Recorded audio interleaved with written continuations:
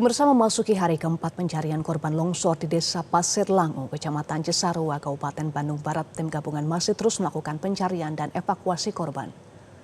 Evakuasi dilakukan dengan mengerahkan lebih dari 1.000 personel gabungan. Pada Selasa pagi, tim kembali mengevakuasi 3 kantong jenazah. Dengan temuan tersebut, total jumlah kantong jenazah yang berhasil dievakuasi mencapai 41 kantong jenazah. Dari jumlah itu, sebanyak 20 korban telah berhasil diidentifikasi oleh tim Disaster Victim Identification atau DVI. Sementara 60 korban lainnya masih dinyatakan hilang dan terus dalam proses pencarian. Untuk mempercepat proses evakuasi, tim menggunakan berbagai metode dan peralatan. Di antaranya anjing pelacak, alat berat, drone, dan mesin penyemprot air untuk membuka timbunan material longsor. Namun proses pencarian dihadapkan pada sejumlah kendala, terutama faktor cuaca. Jika hujan intensitas tinggi, proses evakuasi terpaksa dihentikan sementara demi menjaga keselamatan para personel tim gabungan.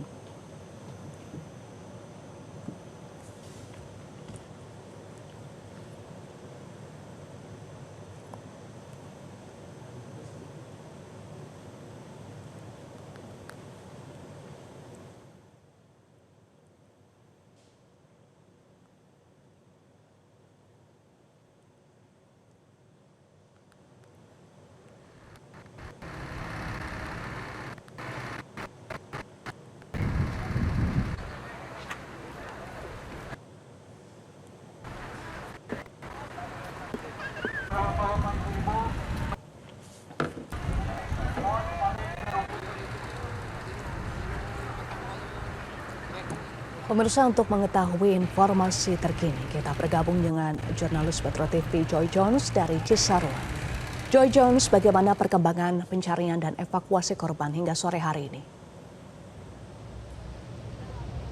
Ya, Eva dan juga pemirsa, selamat sore. Update terkini dapat saya sampaikan bahwa baru saja pemirsa terdapat 1 kantong jenazah yang berhasil ditemukan kembali, sehingga kantong jenazah yang berhasil didapatkan pada hari ini di hari keempat proses evakuasi berjumlah 5 kantong jenazah, dan total kantong jenazah yang berhasil dievakuasi dari hari pertama hingga hari ini mencapai angka 43 kantong jenazah. Dan update terbaru yang kami dapatkan bahwa tim kepolisian telah berhasil mengidentifikasi sebanyak 30 korban meninggal dunia, sehingga hingga saat ini korban yang masih dalam proses pencarian berjumlah 50 orang korban jiwa yang hingga saat ini masih terus dilakukan pencarian oleh tim SAR gabungan. Pemirsa, bisa dilihat di layar kaca Anda bahwa alat berat saat ini masih terus beroperasi untuk melakukan penggalian mencari 50 korban yang hingga saat ini masih dinyatakan hilang. Pemirsa, dapat Anda lihat di layar kaca Anda bahwa ini adalah bagian dari titik yang dibagi dari keseluruhan wilayah yang terdampak bencana tanah longsor. Dibagi menjadi 5 wilayah dan 4 diantaranya yang intensif untuk dilakukan evakuasi, yaitu ada di titik A1, A2, B1 dan B2. Dan di layar kaca Anda ini adalah titik A1 yang memang menjadi fokus utama dari proses pencarian evakuasi korban bencana tanah longsor di tempat ini. Karena memang di titik A1 ini merupakan wilayah pemukiman yang terkena langsung dampak dari bencana tanah longsor. Jika Anda melihat di layar kaca Anda bahwa ini rata dengan tanah, namun sebelum bencana tanah longsor, ini adalah pemukiman warga. Bisa Anda lihat juga pemirsa bahwa masih terdapat puing-puing yang telah bercampur dengan material tanah longsor.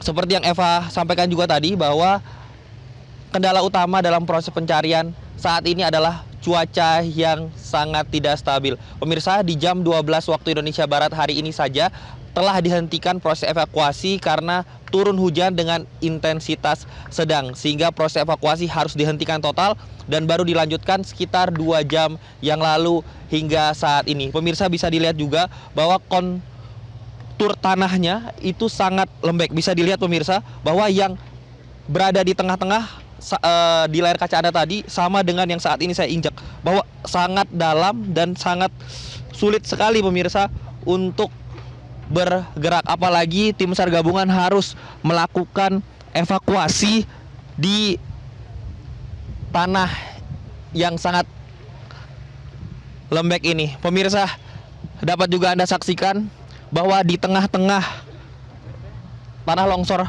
di belakang saya terdapat aliran air yang tadinya tidak ada, namun setelah bencana tanah longsor ini aliran air tersebut ada, sehingga ini juga semakin menambah kesulitan dari proses evakuasi ini. Namun kesulitan dari tim SAR gabungan membuat rasa optimis terasa di proses pencarian korban sebanyak 50 yang hingga saat ini masih terus dilakukan. Kita berharap bahwa cuaca dapat terus konsisten seperti saat ini dan proses evakuasi dapat segera diselesaikan. Eva. Joy, dengan kendala cuaca dan kontur tanah, apa strategi dari tim SAR gabungan di sana? Ya, tim SAR gabungan tentunya telah membagi ke beberapa titik ini dengan seperti yang saya sampaikan tadi, terdapat 4 wilayah. Ini juga menjadi kunci untuk memfokuskan pencarian, dan tidak hanya itu saja pemirsa, terdapat juga anjing pelacak yang digunakan untuk melakukan proses pencarian, karena memang pemirsa bahwa anjing pelacak ini digunakan sebelum alat berat turun, sehingga pemirsa bahwa alat berat yang diturunkan itu sudah berdasarkan atau dilakukan screening terlebih dahulu oleh K9 atau anjing pelacak, sehingga alat berat dapat secara efektif bekerja mencari daerah atau wilayah yang kemungkinan besar terdapat korban di dalamnya. Dan untuk mengantisipasi hal-hal yang tidak diinginkan dalam proses evakuasi ini, tim SAR gabungan melakukan SOP yang ketat, terutama pada saat cuaca sudah kembali memburuk, dan proses evakuasi harus dihentikan karena memang keselamatan dari para tim SAR gabungan adalah yang nomor 1 untuk melakukan proses evakuasi di kesempatan yang lain, tentunya di saat cuaca sudah mendukung. Eva. Joy Jones, terima kasih untuk informasi Anda. Jelajahi cara baru mendapatkan informasi. Download Metro TV Extend sekarang.